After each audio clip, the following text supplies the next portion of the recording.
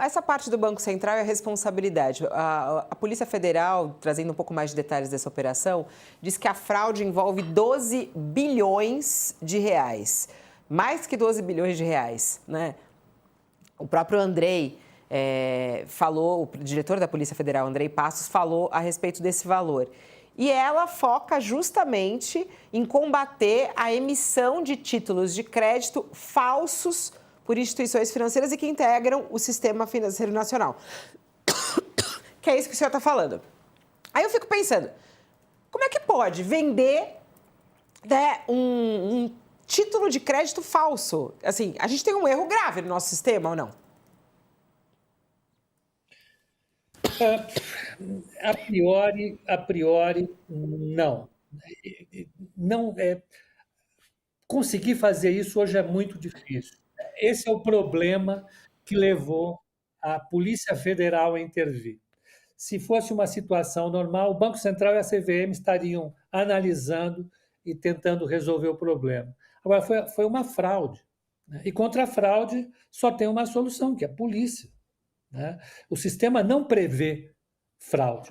O sistema prevê, olha, nós precisamos de operações de crédito, ela tem um determinado nível de risco, o banco pode alocar um percentual do patrimônio dele nesse tipo de risco, o risco tem que ser avaliado permanentemente, tem que ser classificado em AAA, AA, tem toda uma classificação de risco.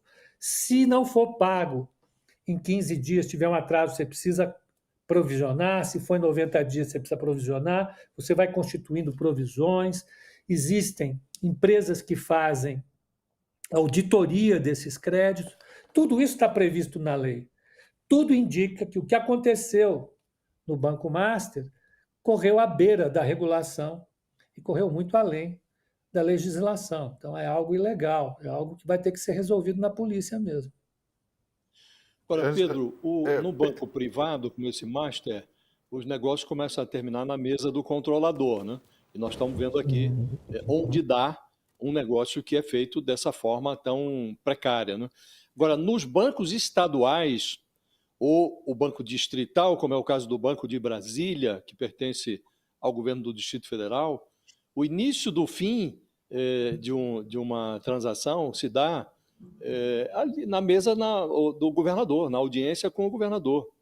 E o governador Ibanez Rocha, que é o que controla aqui, o que governa Brasília, ele se pronunciou muito pouco em relação a esse negócio. Agora, não há aqui, na origem, muita clareza quanto à inconveniência desse negócio para o Banco de Brasília. Estamos nós aqui a verificar que o Banco Central talvez devesse ter agido, neste caso, muito antes, né?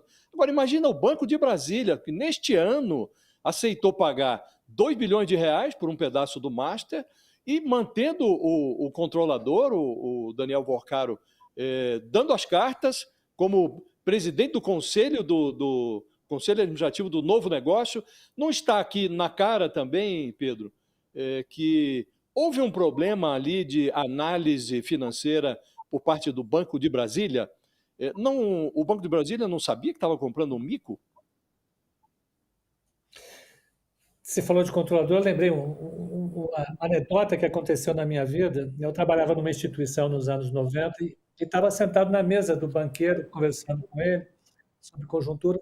Entrou o diretor de crédito com uma pastinha, colocou para ele assinar.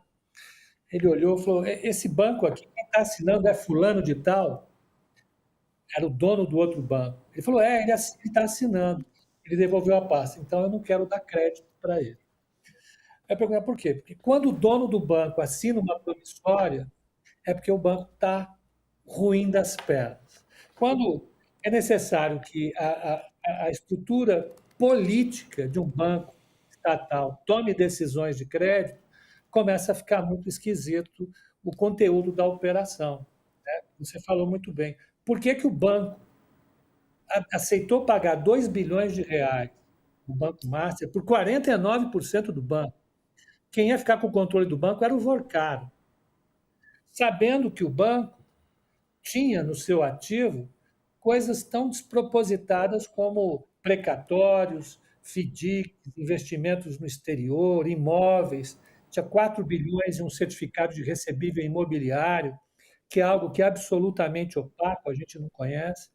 Havia alguma predisposição política, assim como havia uma predisposição política para obrigar a Caixa Econômica a investir ali 500 milhões de reais em letras financeiras, ou aconteceu isso na SEDAI, aconteceu isso no Rio Previdência.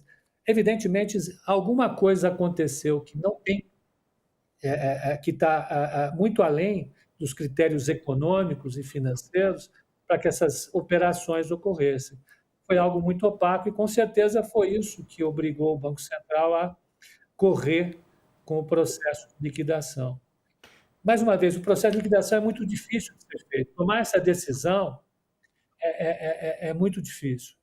Conta-se que o Pércio Arida estava de férias no Banco Central quando veio a liquidação do Banco Nacional e do Banco Econômico, e o presidente que ficou no lugar dele, que era o Chico Lopes, o decreto de liquidação, de intervenção nos dois bancos. Ficou esperando até o Pércio voltar, porque é um processo muito difícil. Ele é longo e ele é sujeito a muitas contestações judiciais. Então, eu acho que o Banco Central acabou se arrastando, mas chegou a hora de fazer, né? Pedro, uma última pergunta para ti, ainda falando um pouco sobre os desdobramentos do que a gente pode ver daqui em diante. Por conta da operação da Polícia Federal, por conta inclusive das ações do Banco Central, em tese, os bens dos controladores, dos donos do banco estão indisponíveis, estão congelados, digamos assim. Agora, o que a gente tem é que esse pessoal tem muito pouco no nome dele mesmo. Você vai pegar, eles acabam de transferindo bens para outras empresas e eles para fundos, e eles acabam tendo usufruto daquilo, mas não está diretamente numa teia de coisa que ele é dono de uma coisa, que é dono de outra coisa, que é dono de outra coisa.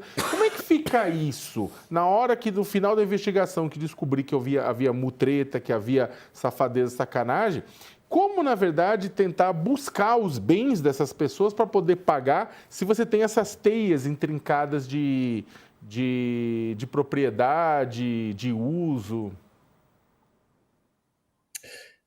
Olha, o Sakamoto, hoje a engenharia financeira do regulador é muito mais avançada do que era no passado. Então, dizer que hoje não consegue fazer nada não é verdade. Hoje consegue fazer muito mais do que conseguia fazer no passado. Inclusive, uma capacidade de buscar no exterior alguma coisa que esteja ligada a determinado indivíduo que é procurado. Então, hoje, você tem uma capacidade, uma inteligência muito maior para conseguir isso. O problema é que a engenharia financeira do setor privado é muito mais avançada. Então, eu acho que há capacidade de recuperar alguma coisa, sim, mas, em compensação, a criatividade da engenharia financeira privada é muito elevada. Então, com certeza, vai ter muita coisa que vai ficar fora do escopo dessa liquidação. Assim como ficou no passado, tem banqueiros no passado que fugiram integralmente do seu patrimônio. Então, tem essa coisa também, né? O que falar, quando prende um banqueiro, né? O pessoal, o banqueiro foi preso, mas o banqueiro foge, mas o banqueiro...